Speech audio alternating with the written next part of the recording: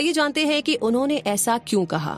उसके लिए हमें समझना होगा अ पैरेबल, यानी कि गोट्रोक्स नाम का एक रईस भरा पूरा परिवार था। उन लोगों ने अमेरिका के मार्केट के सारे शेयर्स खरीद लिए थे। जब भी कोई कंपनी ग्रो करने के लिए अपना शेयर मार्केट में निकालती तो वो उसमें पैसे इन्वेस्ट कर देते। इस तरीके से वो और ज्यादा अमीर होते जा रहे थे। इस परिवार का हर मेंबर अमीर हो रहा था और बहुत ही खुश था। लेकिन कुछ टाइम के बाद परिवार के कुछ मेंबर्स एक्सपर्ट की सलाह पर डिसीजन लेने लगे। क्योंकि सारे शेयर्स गोट्रोक्स परिवार में ही थे तो एक्सपर्ट्स ने उनसे कहा कि वो कुछ शेयर्स अपने कजिन्स को बेच दे और बदले में उनसे दूसरी कंपनी के शेयर खरीद ले। इससे ये फायदा होगा कि जो कंपनी अच्छा परफॉर्म कर रही है उसके शेयर से उनके कजिन्स को नहीं बल्कि उन्हें फायदा होगा।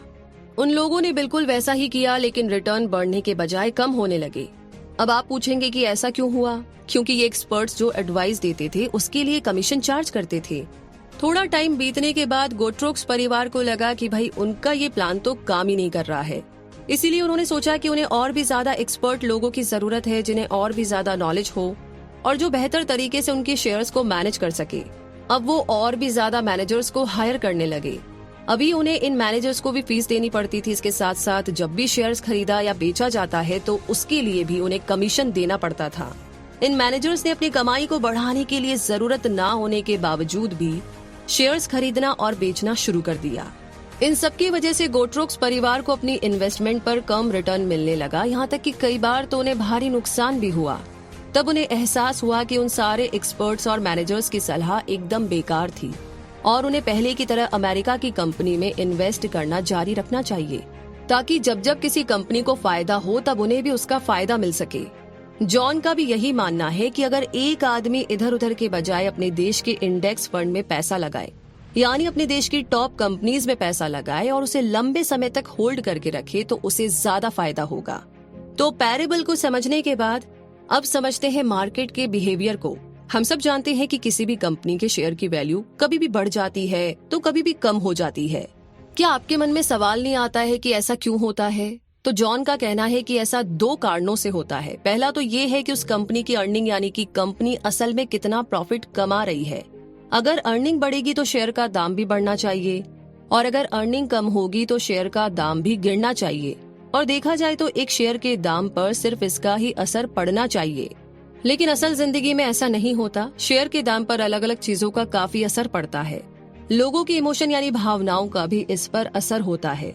इस इमोशन को पीई रेशो से मेजर किया जा सकता है, यानी प्राइस टू अर्निंग रेशो से। तो आइए पहले हम इसे समझ लेते हैं। मान लीजिए कि आप एक कंपनी में 100 रुपए इन्वेस्ट करते हैं और 1 साल के बाद वो कंपनी आपको 5 रुपए कमा कर देती है।